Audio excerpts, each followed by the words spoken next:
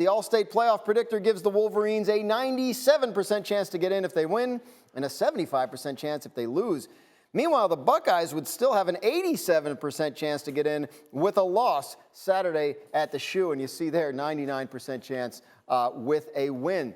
Joey Galloway joins us now with Sam Acho still with us. Michigan comes into this game as 7.5-point underdogs. Somebody said in my ear during the break it might already be up to 8. Joey, how does Michigan pull this off if they can?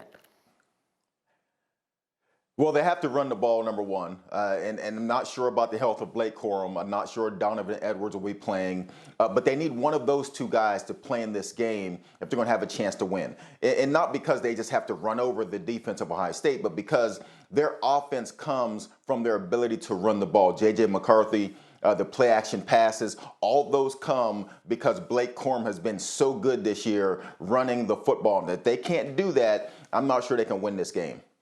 And defensively, they're going to have to try and slow down the number 2 offense in all college football. Ohio State averages 46 points per game. That's number 2 in all of college football. Now, statistically, Michigan's defense is number 1 in some categories, number 2 in some categories. But they haven't played a team like Ohio State. They've played teams like UConn, like Hawaii, like Colorado State. That's where it can help buffer those stats. And so you got to – there are also injuries to Ohio State's running backs as well. That's going to be a big factor. But we all know it's those receivers, Marvin Harrison Jr., some of those guys. That's who you're going to have to slow down and stop if you want to find a way to win this game. I wonder if that run game that Joey talks about is key to helping out that defense, maybe keep Ohio State off the field a little bit. Flip it to the other side. Ohio State looking for revenge after losing this game last year. What's the key for them?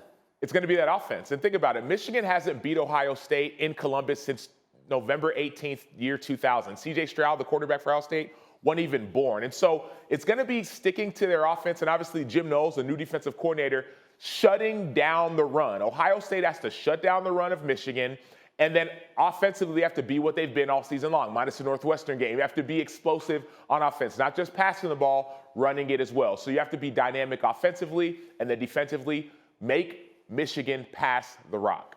Joey, these teams are ranked number 2 and 3 right now in the country. Should the loser still have a case for the making the playoff?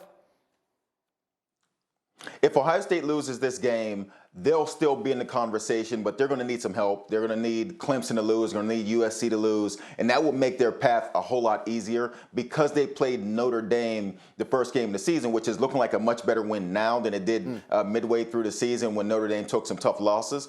But now Notre Dame's ranked number 15. And because Ohio State beat that team, Notre Dame will be a team that has beaten Clemson. And if Notre Dame wins this weekend coming up, they will have beaten USC. So Ohio State will have that chip in their pocket that they beat the team that knocked off those other teams.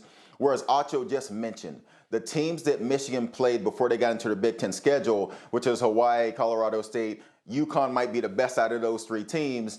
It would be tough because now Michigan only has the win against number 11 Penn State on their resume with a very impressive win. They ran them out of the stadium, but that would be their only key win of the season. So if they lose this one, it would be tough for Michigan to stay in the conversation. Yeah, I'm with that 100%. That's the thing. LSU was on the outside looking in. If LSU beats Georgia, different conversation. LSU loses, now there's opportunity for Ohio State because of their non-conference schedule. But Michigan wouldn't have as much of a conversation or opportunity because their strength of schedule is so weak. And so USC is also on the outside looking in. But USC, if they went out, they have a conversation as well to be in there. So those are the teams, LSU, USC, they're the ones vying for that last spot. But a loser in a conference championship, even if it's Ohio State, they're likely going to be on the outside looking in without, as Joey mentioned, a lot of help. All right, so a lot of urgency here, maybe a little bit more from the Michigan side. Let's pick the game. Joey, who wins this game? Yeah. Ohio State wins this game. They're at home. They're the better football team.